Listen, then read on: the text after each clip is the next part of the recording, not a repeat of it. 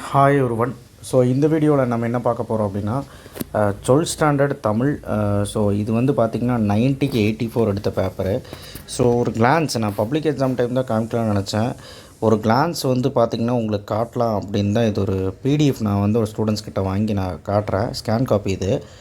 So ஒவ்வொன்றுக்கும் இப்படி தான் பப்ளிக்கில் மார்க் போடுவாங்க. சரி, பப்ளிக் பற்றி அப்புறம் பேசிக்கலாம். இப்போ ஆஃப் இயர்லி எக்ஸாம் எழுத போகிறீங்க. ஒரு ப்ரெசன்டேஷன் எப்படி இருக்கணும், எந்த மாதிரி இருக்கணும், எப்படிலாம் ஆரம்பிக்கணும், என்ன மாதிரி ஹேண்ட் ரைட்டிங்கில் இருக்கணும், எல்லாமே இந்த வீடியோவில் பார்த்துடலாம். அண்டு எப்படி ஒரு கொஷினும் ப்ரெசென்ட் பண்ணியிருக்காங்க. சிறுவினா எப்படி எழுதியிருக்காங்க, குருவினா எப்படி எழுதியிருக்காங்க, நெடுவினா எவ்வளோ பாயிண்ட்ஸ் எழுதியிருக்காங்க, அண்டு எந்தெந்த நெடுவினாக்கு எந்தெந்த எவ்வளோ பாயிண்ட்ஸ் எழுதியிருக்காங்க, மனநம் எங்கே எழுதியிருக்காங்க, எந்த மாதிரி எழுதியிருக்காங்க. ஸோ இதெல்லாமே நம்ம டீட்டெயில்டாக பார்த்துருவோம். நம்ம சேனலை சப்ஸ்கிரைப் பண்ணி வச்சுக்கோங்க. அண்ட் ஆல்சோ கண்டிப்பாக இந்த வீடியோக்கு ஒரு லைக் போடுவீங்க. ஹாஃப் இயர்லி நாளைக்கு அப்படிங்கிறனால நாளைக்கு இந்த வீடியோ போட்டால் உங்களுக்கு பார்க்க டைம் இருக்காது, படிக்க தான் நேரம் சரியாக இருக்கும். அதனால தான் இப்போ போடுறேன். முடிஞ்சால் இப்போ பாருங்கள், இல்லை நாளைக்கு வந்து ஒரு 5 மினிட்ஸ் பாருங்கள், ஏன்னா உங்களுக்கு ஒரு கிளாரிட்டி கிடைக்கும். ஸோ 12th ஸ்டாண்டர்ட் பேப்பர் இது. ஸோ 1 மார்க் எல்லாமே வந்து கரெக்ட் ஆகிட்டாங்க. இன்னும் இங்கே புக் பேக் படித்தாலே 10 1 மார்க் கரெக்ட் ஆகிடலாம். அதுக்கப்புறம் அந்த டப்பா போட்டெல்லாம் கொடுத்துருப்பாங்களே, அது பேர் அறிவிசைய என்னமோ சொல்லுவாங்க. ஸோ ஒவ்வொரு இயல் பின்னாடியும் அந்த கலைச்சொற்களுக்கு அப்புறம் இருக்காது, அது நீங்கள் வந்து படிச்சிங்கனாலே போதும். அப்புறம் நான் சொல்கிறேன் புக்கின் 1 மார்க்கில் எப்படி படிக்கணும். பகுதி 2 பிரிவு 1 எவ்வளோ நீட்டாக ப்ரெசென்ட் பண்ணியிருக்காங்க பாருங்கள். இந்த மாதிரி நீங்கள் டீட்டெயிலாக போடணும். போட்டுட்டு கொஷின் நம்பரை கரெக்டாக எழுதுங்க. எப்போவுமே கொஷின் நம்பர் உங்களுடைய பேஜுக்கு இந்த சைடு இருக்கிற மாதிரி பார்த்துக்கோங்க, உள்ளே இருக்கிற மாதிரி எழுதாதீங்க, லெஃப்ட் சைடில். அதேமாதிரி 1 மார்க் வந்து பார்த்திங்கன்னா எழுதும்போது மறக்காமல் ஆப்ஷன்ஸை போடுங்க. இதையும் நம்பர்ஸ் கரெக்ட் ஆப்ஷன், கரெக்டான ஆப்ஷனும் அது வந்து பார்த்திங்கன்னா இங்கே வந்து போட்டிருக்காங்க பாருங்கள். ஸோ ஓகேவா. ஸோ அந்த மாதிரி எழுதுங்க. அண்ட் நெக்ஸ்ட்டு வந்து பார்த்திங்கன்னா 2 மார்க் எழுதியிருக்காங்க. 2 மார்க்கு போதுமான அளவு 4 பாயிண்ட் எழுதியிருக்காங்க. நீங்கள் 2 பாயிண்ட் எழுதினாலே பரவாயில்ல, கரெக்டான ஆன்சர். பிரிவு 2. ஸோ இது வந்து பார்த்திங்கன்னா இதுலேயும் 2 மார்க் பார்த்திங்கன்னா இப்படி சூப்பராக எழுதியிருக்காங்க பாருங்கள், 2. ஸோ பிரிவு 3 பகுபத உறுப்பிலக்கணம் புணர்ச்சி விதி, அது எழுதினாலே 2 மார்க் கலைச்சொற்கள். அந்த 5 × 2 7 × 2 14 செக்ஷன் குருவினா முடிஞ்சதுக்கப்புறம்.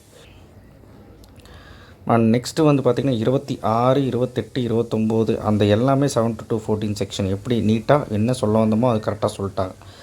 ஸோ அடுத்து பகுதி 3 பிரிவு 1 ராமலிங்க அடிகள் இந்த 4 மார்க் சிறுவினா எவ்வளோ பாயிண்ட் எழுதியிருக்காங்க பார்க்கலாமா. ஸோ கரெக்டாக 4 பாயிண்ட்டு, 4 கரெக்டாக ரீசனோட 4 பாயிண்ட்டு. எங்கெல்லாம் கமா வருமோ அங்கெல்லாம் கமா. ஒரு இதுக்கும் வந்து பார்த்திங்கன்னா கேப் விட்டு இந்த மாதிரி ஒரு சின்ன கேப் விட்டு எப்படி ஸ்டார்ட் பண்ணிக்காங்க பாருங்கள் ஒரு பாயிண்ட்டோ. ஸோ அந்த மாதிரி ஸ்டார்ட் பண்ணி நீட்டாக எழுதுங்க. ஸோ அடுத்தது 33வது கேள்வி தாழ்வான பகுதிகளில் பெருங்கிய வெள்ளத்தை. ஸோ அது ரொம்ப இம்பார்ட்டன்ட் அண்ட் ஈஸி. இது ஒரு நீங்கள் 5 பாயிண்ட் கூட எழுதலாம். பிரிவு 2 அதுலேயும் ஒரு 2 எழுதணும். நான் ஆசிரியரான மாணவர்களுக்கு கடுமையான தண்டனை வழங்க மாட்டேன். ஸோ இது வந்து நீங்கள் ஆசிரியராக இருந்தால் என்னெல்லாம் இது ஓனாகவே எழுதியிருக்காங்க பாருங்கள். மாணவர்களுக்கு கடுமையான சொற்களை பயன்படுத்த மாட்டேங்க, எல்லாமே ஓனாக தான் இருக்கா. ஸோ அந்த மாதிரி நீங்கள் 1 பாயிண்ட்டில் 6 பாயிண்ட் எழுதுங்க. மயிலி சீனி வெங்கடசாமி கடைசி 7 நான் எவ்வளோ இம்பார்ட்டன்ஸ் சொல்லியிருந்தேன் அதுவே கேட்டிருக்காங்க. அது ஒரு 5 பாயிண்ட் 4 பாயிண்ட் எழுதியிருக்காங்க. அடுத்தது பிரிவு 3 அணிகள் திணை துறை அதெல்லாம் இருக்குது. ஏகதேசி உருவ அணி கேட்டிருக்காங்க.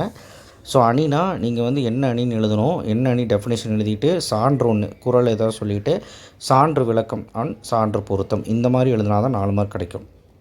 இலக்கியம் நயம் பாராட்டுதல் இப்படி தான் குறிப்பு சட்டகம் போடணும். இலக்கியம் நயம் பாராட்டுதலுக்கு முன்னுரை, மையக்கருத்து, மோனை நயம், எதுகை நயம், அணி நயம், ஏதோ ஒரு 3 நயம். மையக்கருத்து கண்டிப்பாக எழுதணும். முன்னுரை அந்த பாடலோட ஆசிரியர் பேர், அந்த ஆசிரியர் பெயர் பற்றி எழுதிட்டு அதுக்கப்புறம் இங்கே கட்டுரையில் காண்போம் அப்படின்னு ஆரம்பித்து மையக்கருத்து மோனை நயம் பற்றி எழுதியிருக்காங்க. ஸோ இந்த மாதிரி எதுகை நயம் பற்றி எழுதியிருக்காங்க. ஸோ இந்த மாதிரி ஒரு பாடல் மாதிரி எழுதிட்டு நயத்தை ஒரு பாடல் மாதிரி சுட்டி காட்டிட்டு அது பாருங்கள் எவ்வளோ சூப்பராக எழுதியிருக்காங்க. இந்த மாதிரி எதுகை மோனை கடைசி எழுதியிருக்காங்க. அந்த மாதிரி எழுதுங்க. முடிவுரை அணிநயம். ஓகேவா. ஸோ அடுத்தது பாடான் திணை, பாடான் ப்ளஸ் திணை, பாடான் திணைனா என்ன அப்படின்னு டெஃபினேஷன் எடுத்து சான்று ஒன்று எழுதிட்டாங்க, சான்று விளக்கம், சான்று பொருத்தம். சரிங்களா. நீங்கள் படித்து பாருங்கள் பாடான் திணை. திருக்குறள் ஒரு வாழ்வியல் இலக்கம். ஒரு 6 மார்க் எப்படி எழுதணும் பாருங்கள். குறிப்பு சட்டகம் போடுங்க. குறிப்பு சட்டகம் போட்டு நீட்டாக அந்த ப்ரெசென்ட் பண்ணிவிட்டு முன்னுரை ஒரு 3 லைன் வர மாதிரி, வாழ்வியல் நெறிகள். ஸோ இது வந்து ஒரு 4-5 பாயிண்ட்டு அப்படியே ஒரு 4-5 பாயிண்ட்டு எழுதியிருக்காங்க. 6 மார்க்னால ஒரு பேஜ் பக்கம் எழுதியிருக்காங்க அந்த ஒரு ஹெட்டிங்கு. உலக கருத்துகள். ஸோ இது வந்து பார்த்திங்கன்னா இதுவும் ஒரு 6 பாயிண்ட்டை வந்து ஒரு பேஜ் வர மாதிரி ஒரு 6 பாயிண்ட் 7 பாயிண்ட் எழுதினா போதும். வாழ்வியல் இலக்கியம், அப்புறம் முடிவுரை. பார்த்திங்களா எவ்வளோ பெருசு எழுதியிருக்காங்க. அதுக்கே 5.5 தான் போட்டிருக்காங்க. அவர் ஒரு மாரல் மாதிரி எழுதியிருக்கிறாங்க. குறிப்பு சட்டகம். அடுத்தது நெகிழி. நெகிழி யூஸ் பண்ணுறாங்கன்னா என்னென்ன தீமைகள், ஸோ அதெல்லாம் வந்து பார்த்திங்கன்னா ஹெட்டிங் மாதிரி போட்டு பார்த்திங்களா எவ்வளோ சூப்பராக எழுதியிருக்காங்க. இந்த மாதிரி நீங்கள் வந்து ஒரு ஹெட்டிங் கீழே ஒரு 4 பாயிண்ட் 3 பாயிண்ட் எழுதியிருக்காங்க. ஆனால் இதுக்கு பார்த்திங்களா மார்க் குறைச்சி விட்ருக்காங்க. ஏன்னா இவர் கதை அடிச்சிருக்காரு, 3 மார்க் தான் போட்டிருக்காங்க. 6 மார்க் கொஸ்டினுக்கு 3 மார்க் தான் போட்டிருக்காங்க. காரணம் என்னென்னா கண்டென்ட் பத்தலை. ஸோ நெக்ஸ்ட்டு வந்துட்டு இன்னும் கொஞ்சம் எதிர்பார்க்குறாங்கன்னு அர்த்தம். சரிங்களா? அடுத்தது குறிப்பு சட்டகம்.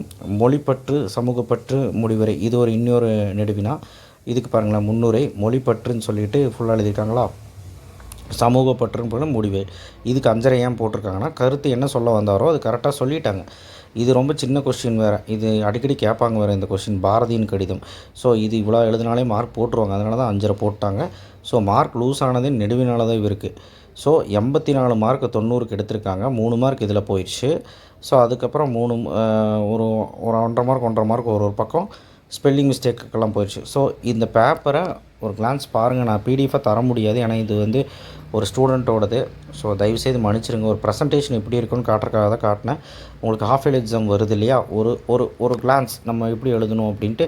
எப்போவுமே வந்து ஒன் வேர்டு வந்து ஸ்ட்ரைட்டாக எழுதுங்க. ஒன் வேர்டு முடித்ததுக்கப்புறம் நீங்கள் வந்து 2 மார்க் எழுதுங்க. 2 மார்க் எழுதுனதுக்கப்புறம் 7 to 14 செக்ஷன் எழுதுங்க.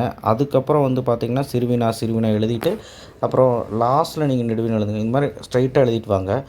ஆனால் டைம் மேனேஜ்மெண்ட் கரெக்டாக வச்சுக்கோங்க. டைம் மேனேஜ்மெண்ட் பத்தாமல் கூட போகலாம். ஏன்னா உங்களுக்கு டைம் மேனேஜ்மெண்ட் பண்ண தெரியல அப்படின்னு தயவுசெய்து நீங்கள் வந்து நெடுவினாவை ஃபஸ்ட்டாக எழுதிருங்க. ஓகேவா? மனனம் வந்து பார்த்திங்கன்னா ஒரு விஷயத்த சொல்லணும். நான் ஒரு விஷயத்த சொல்லணும். மனனம் எழுதும்போது நீங்கள் வந்து மனனத்துக்கு கீழே குறளும் எழுதிடுங்க. மாற்றி எழுதாதீங்க. எழுதலாம், நம்பர் போட்டு நீங்கள் எழுதலாம். பட் ஆனால் வந்து எங்கேயுமே கொஷின் நம்பர் தப்பாக போட்டுறாதீங்க. இந்த மாதிரி வந்து பிரிவு 3ன்னு போட்டு 39ல் ஆண் போட்டிருக்காங்க பாருங்கள். இந்த மாதிரி ஆண் இருந்தால் ஆண் போடணும். இது எல்லாமே லெஃப்ட் சைடில் இந்த மார்ஜினுக்கு இந்த சைடு போடணும். நீங்கள் உள்ளே போடக்கூடாது. புரிஞ்சுதுங்களா? ஸோ நான் சொல்கிறது புரிஞ்சிருக்குன்னு நினைக்கிறேன். நீங்கள் உதாரணத்துக்கு இங்கே நம்பர் வந்து 39 ஆன்னு சொல்லிவிட்டு இங்கே உள்ளே போடாதீங்கிற.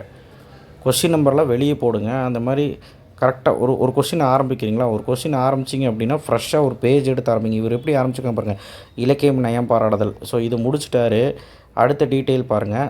இப்போ ஒரு 6 மார்க் டீட்டெயில் எழுதும்போது இப்படி பாடாந்தனி ஓகே, இதெல்லாம் வந்து ஓகே. இப்போ ஒரு 6 மார்க் எழுதும்போது எப்படி எழுதியிருக்காங்க, ஃப்ரெஷ் பேஜில் ஆரம்பித்து அப்படியே முடிச்சிருக்காங்க. முடிஞ்ச அளவுக்கு ஃப்ரெஷ் பேஜில் ட்ரை பண்ணுங்கள். ஆரம்பிக்க முடியலன்னா அடுத்த ஹாஃப் பேஜ்லேயாவது ட்ரை பண்ணுங்கள். ஸோ இது முடித்ததுக்கப்புறம் பாருங்கள், ஃப்ரெஷ் பேஜில் தான் அடுத்த நெகிழியும் வந்து ஆரம்பிச்சிருக்கிறாரு. ஸோ அந்த மாதிரி ட்ரை பண்ணி பாருங்கள். கண்டிப்பாக உங்களுக்கு நல்ல மார்க்கே ஸ்கோர் பண்ணலாம். ஃபஸ்ட்டு நாளைக்கு என்ன பிளானுங்கிறது நான் காலையில் வந்து ஒரு வீடியோவில் சொல்கிறேன். அதுக்கப்புறம் படிங்க. அதுக்கப்புறம் சாயங்காலம் நம்ம லாஸ்ட் மினிட் கொஷின் போடுவோம். தேங்க்யூ.